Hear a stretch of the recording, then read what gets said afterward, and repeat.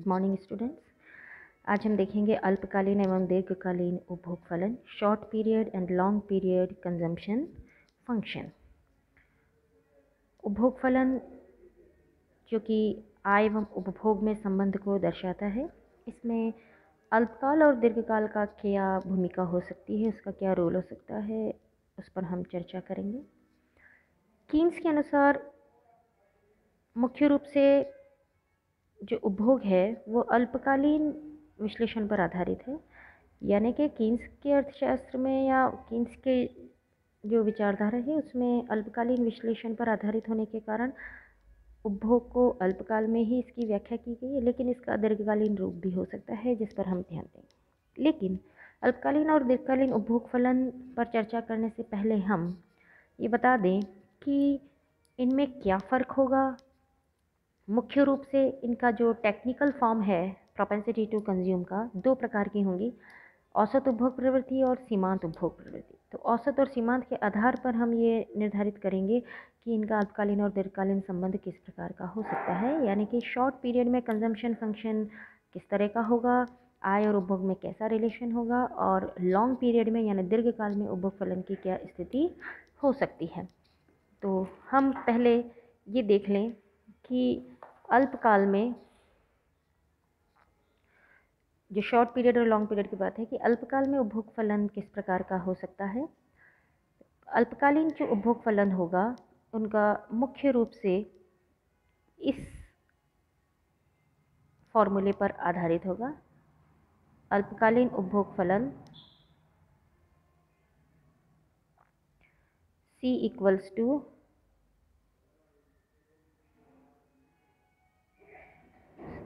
A plus by. Consumption equals to the summation of A plus by.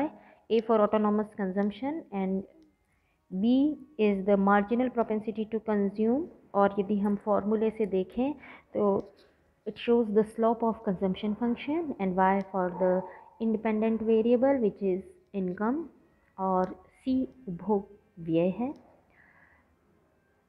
A एक स्वायत्त उपभोग की धनात्मक स्थिर मात्रा है, जैसे आप इस प्रकार से देख सकते हैं कि ये जो A है ये एक स्थिर मात्रा को दर्शा रहा है। किसकी स्थिर मात्रा? उपभोग व्यय की स्थिर मात्रा, जो कि आय के शून्य होने पर भी किया जाने वाला उपभोग है।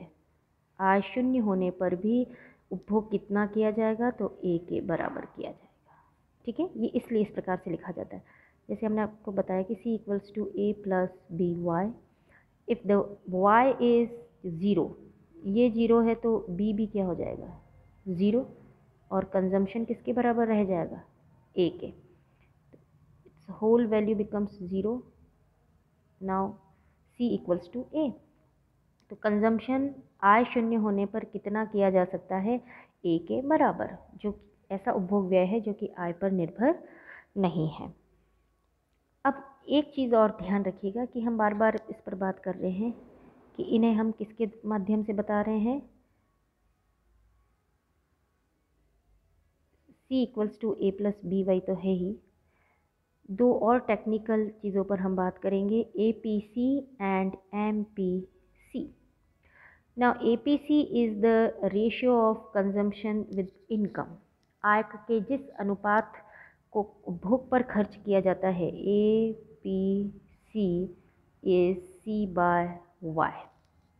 आय एवं उपभोग के अनुपात को जो बता रहा है रेशियो, उसे हम औसत उपभोग प्रवृत्ति, A फॉर औसत यानी एवरेज प्रोपेंसिटी टू कंज्यूम, औसत उपभोग प्रवृत्ति। इसी प्रकार से जो MPC होगा, MPC इसे हम कहते हैं मार्जिनल प्रोपेंसिटी टू कंज्यूम या सीमांत उपभोग प्रवृत्ति।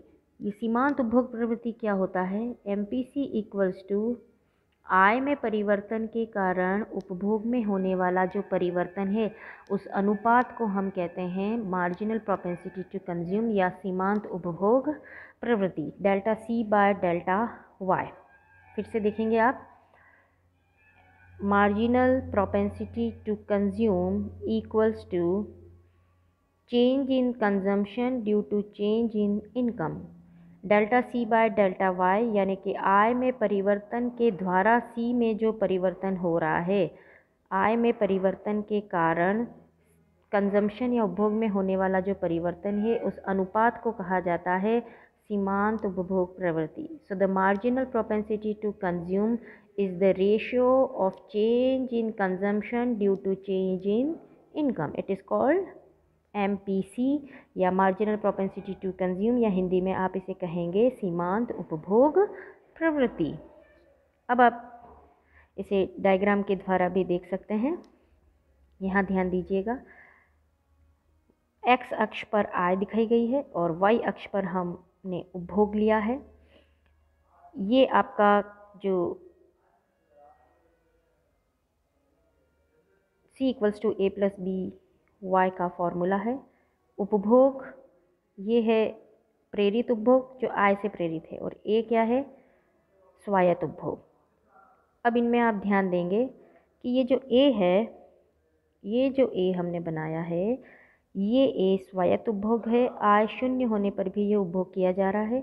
इसे हमने धनात्मक रेखा से इसलिए बताया है क्योंकि आय एवं उपभोग में कैसा संबंध है, धनात्मक संबंध है।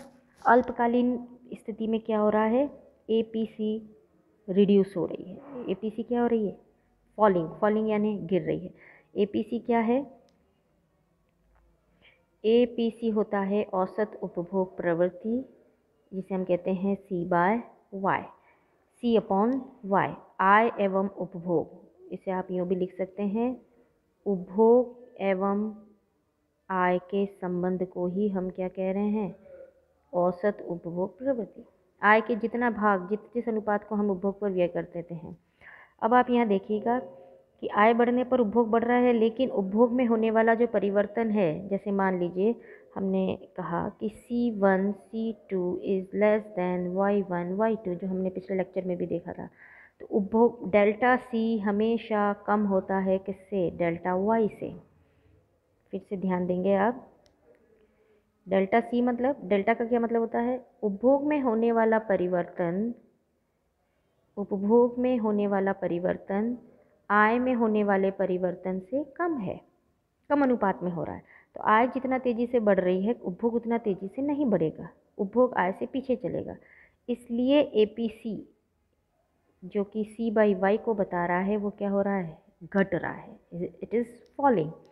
यहाँ ध्यान दीजिएगा कि जितना आय बढ़ रही है उसके बराबर उपभोग नहीं बढ़ रहा है, उससे कम मात्रा में बढ़ रहा है। इसलिए अल्पकाल में जब, ध्यान दीजिएगा कि अल्पकाल में जब C = A + BY हो, ये C किसका योग है, A + BY का, तो जो उपभोग व्यय है वो आय से पीछे चलता है, मतलब कम होता है। इसलिए C/Y लगातार क्या होते जाएगा, कम। इसे हमने क्या कहा है, APC। तो पहला तो हमने देखा कि अल्पकाल में APC क्या हो रही है, रिड्यूस हो रही है। Now come to the MPC, सीमांत उपभोग प्रवृत्ति। ये सीमांत उपभोग प्रवृत्ति बेसिकली, सीमांत उपभोग प्रवृत्ति क्या है, आय में परिवर्तन के कारण उपभोग में होने वाले परिवर्तन को ही हम सीमांत उपभोग प्रवृत्ति कह रहे हैं। तो ये जो डेल्टा C/डेल्टा Y है, ये लगातार गिर नहीं रहा है, स्थिर है। और ये क्या है, इस पूरी लाइन का स्लोप बता रहा है। ये जो B है, तो ये B ही क्या है, MPC, और ये MPC क्या है, डेल्टा C/डेल्टा Y। और B अगर हम यूँ देखें तो ये स्लोप है, क्या है ये, स्लोप। स्लोप मतलब ढाल। अब ढाल में कोई परिवर्तन हो रहा है, आप ध्यान से देखें, ये है कंजम्पशन लाइन, क्या ढाल में कोई परिवर्तन है, नहीं है। ये लीनियर फंक्शन है, ये लीनियर इसीलिए है क्योंकि ये जो इसका B है जो कि स्लोप को बता रहा है, और जिसको हमने डिफाइन किससे किया है, इससे, MPC से, ये कांस्टेंट है। So the MPC is constant. अगर ये कांस्टेंट नहीं होता तो इसमें चेंज होता। आप एक टेबल देख सकते हैं जिसमें हमने आपको बताया था कि जो कंजम्पशन है वो सदैव 75 करोड़ से बढ़ रहा है, इनकम 100 करोड़ से बढ़ रही है और कंजम्पशन 75 से बढ़ रहा है। तो 75 करोड़ रुपीज़ जो इंक्रीज़ हो रहा है उपभोग में, वो लगातार स्थिर है, तो ऐसे में उपभोग फलन जो कि MPC marginal propensity to consume को दिखाएगा वो कांस्टेंट है, इसलिए ये फंक्शन कैसा बना है, लीनियर। अगर ये लीनियर नहीं होता, कब नहीं होता, जब MPC स्थिर नहीं होती। तो स्लोप कांस्टेंट है, इसीलिए फंक्शन क्या है, लीनियर है। But still one more thing is in this short period function APC is greater than MPC. APC is greater than MPC, कि चाहे APC रिड्यूस हो रही है, APC is reducing, MPC is शून्य नहीं है बच्चों, कांस्टेंट। कांस्टेंट क्यों है, क्योंकि ये delta C by delta Y को बता रही है। अगर आप टेबल देखें पिछले लेक्चर की, तो उसमें आपको देखने को मिलेगा कि कंजम्पशन हमेशा 75 से बढ़ रहा है और इनकम किससे बढ़ रही है, 100। तो ये रेशियो हमेशा क्या रह रहा है, स्थिर रह रहा है। तो चूँकि ये रेशियो स्थिर है, इसमें तो कोई बदलाव नहीं हो रहा है, APC गिर रही है, लेकिन गिरती हुई APC भी अल्पकाल में MPC से अधिक रहेगी। ये था शॉर्ट पीरियड फंक्शन, जिसमें A पॉजिटिव है, पॉजिटिव यानी इस शून्य से ऊपर, इस शून्य से, ये जो शून्य है इससे ऊपर ये A पॉजिटिव है। तो हम इसको फिर से देखेंगे, तीन मुख्य बातें हैं इसकी। C equals to A plus BY होगा, A is greater than positive, या सॉरी 0, दैट मीन्स पॉजिटिव है। B is constant, B constant का मतलब है MPC कांस्टेंट है। और MPC से क्या मतलब है, MPC means the ratio of change in consumption due to change in income. Now APC is C by Y, APC is C by Y, but it is falling, गिर रही है, घट रही है। लेकिन घटते हुए भी APC किससे अधिक रहती है, MPC से। ये है अल्पकालीन उपभोग फलन की विशेषता है, जिसे आप डायग्राम के माध्यम से भी देख सकते हैं। अब हम देख रहे हैं दीर्घकालीन उपभोग फलन। Now long period consumption function, इसकी सबसे मुख्य बात यह है कि आप इसका सबसे पहले फॉर्मूला देख लें। C इक्वल्स टू A नहीं है, C equals to BY। A positive होता तो हमने पिछले जो अल्पकालीन डायग्राम देखा था उसमें बताया गया था कि A पॉजिटिव होने पर इसका इंटरसेप्ट पॉइंट, बच्चों इंटरसेप्ट का मतलब होता है प्रारंभ का बिंदु C के। इस कंजम्पशन फंक्शन को ड्रॉ करने के लिए प्रारंभिक बिंदु यहाँ से नहीं किया हमने, कहाँ से किया, यहाँ कहीं से। ये जो A की मात्रा है उस पर निर्भर करेगा, ये 50, 25, 10, 20 जो भी होगी, पर शून्य से अधिक होगी, उससे हमने इसको प्रारंभ किया, क्योंकि A कोई धनात्मक वैल्यू थी जो स्थिर है लेकिन धनात्मक थी। अब हम बात कर रहे हैं लॉन्ग पीरियड की। लॉन्ग पीरियड में कभी भी कंजम्पशन आय से स्वतंत्र नहीं होता है, क्योंकि बहुत लंबे समय तक आप पुरानी बचतों को काम में नहीं ले सकते, उधार लेकर भी उपभोग नहीं कर सकते। दीर्घकाल में तो उपभोग आय पर निर्भर करेगा ही। इसे आप इस प्रकार से देख सकते हैं कि दीर्घकाल में उपभोग में स्वायत्त उपभोग को हमने वहाँ से रिमूव किया है। दीर्घकालीन संबंध कैसा है, C equals to BY, B is the MPC, B क्या है, स्लॉप है, यही B MPC कहलाता है। इस MPC को किससे ज्ञात किया हमने, delta C by delta Y. आई में परिवर्तन के द्वारा उपभोग में होने वाले परिवर्तन के अनुपात को ही हम क्या कह रहे हैं, सीमांत उपभोग प्रवृत्ति। तो ये तो होता है प्रेरित उपभोग, और एक होता है A क्या होता है, स्वायत्त उपभोग। तो दीर्घकाल में स्वायत्त उपभोग नहीं होता है, दीर्घकाल में केवल प्रेरित उपभोग ही है।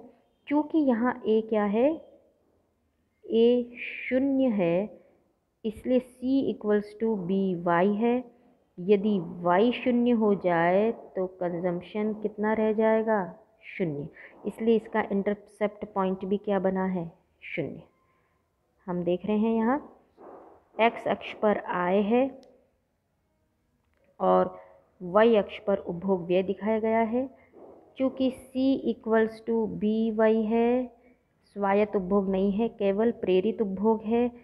ये B क्या है, कंजम्पशन फंक्शन के स्लॉप को बता रहा है। C आश्रित चर है, कंजम्पशन आश्रित चर है, Y स्वतंत्र चर है। ये इसको प्रभावित कर रहा है। B कितना प्रभावित करेगा ये डिसाइड करता है। अब चूँकि A यहाँ क्या है, 0, और C equals to B Y है जो कि केवल प्रेरित उपभोग को बता रहा है, इसलिए डायग्राम बनाते समय भी हमने C, ये रेखा तो क्या है, ये तब बनती है यदि उपभोग संपूर्ण आय को हम उपभोग पर खर्च कर दें, लेकिन ऐसा होता नहीं है। व्यक्ति और समाज या अर्थव्यवस्था कुछ न कुछ मात्रा में बचत अवश्य करती है, इसलिए एक्चुअल कंजम्पशन फंक्शन कौन सा है, ये तो हमने एक दिमाग करने के लिए कि if the consumption expenditure is equal to Y, then ये जो पूरा एरिया है ये इस तरह से बढ़ जाता है। मुख्य जो आपका कंजम्पशन फंक्शन है ये है C equals to B Y, ये धनात्मक है, और धनात्मक होने के साथ साथ ही ये जो स्लॉप बना है ये स्लॉप B की वैल्यू पर निर्भर कर रहा है। अब हम ये देखेंगे कि यहाँ किस प्रकार की स्थिति है। तो C equals to B Y है, यहाँ दीर्घकालीन औसत उपभोग प्रवृत्ति तथा दीर्घकालीन सीमांत प्रवृत्ति दोनों ही स्थिर है एवं एक दूसरे के बराबर है। यानी कि आप यहाँ ध्यान देंगे APC इक्वल टू MPC। तो दीर्घकालीन उपभोग फलन में A क्या है, 0 है। दोनों चीज़ों पर आप ध्यान देंगे। अल्पकालीन उपभोग फलन में क्या था, अल्पकालीन उपभोग फलन में C equals to A plus B Y, ये है स्वायत्त उपभोग और ये है प्रेरित उपभोग, दोनों का जोड़ होता है टोटल उपभोग या कुल उपभोग। लेकिन दीर्घकाल में C equals to B Y हो जाता है, ये मुख्य अंतर है। और APC और MPC ये दर्शाती है कि ये दोनों क्या हैं, आपस में बराबर है। कौन, MPC और APC बराबर MPC। बच्चों इससे कई प्रकार के छोटे छोटे प्रश्न आपको एग्ज़ाम टाइम पर पूछे जा सकते हैं। बड़े प्रश्न भी आ सकते हैं और छोटे प्रश्न भी आ सकते हैं कि दीर्घकालीन उपभोग फलन किस प्रकार का होगा, तो C equals to B Y, MPC equal to क्या होगा, APC, दोनों बराबर होंगे। और अल्पकालीन उपभोग फलन कैसा होगा, C equals to A plus B Y, APC will decline, reduce होगी, MPC कांस्टेंट या स्थिर होगी, लेकिन APC किससे अधिक बनी रहेगी, MPC से। ये था अल्पकालीन एवं दीर्घकालीन उपभोग फलन।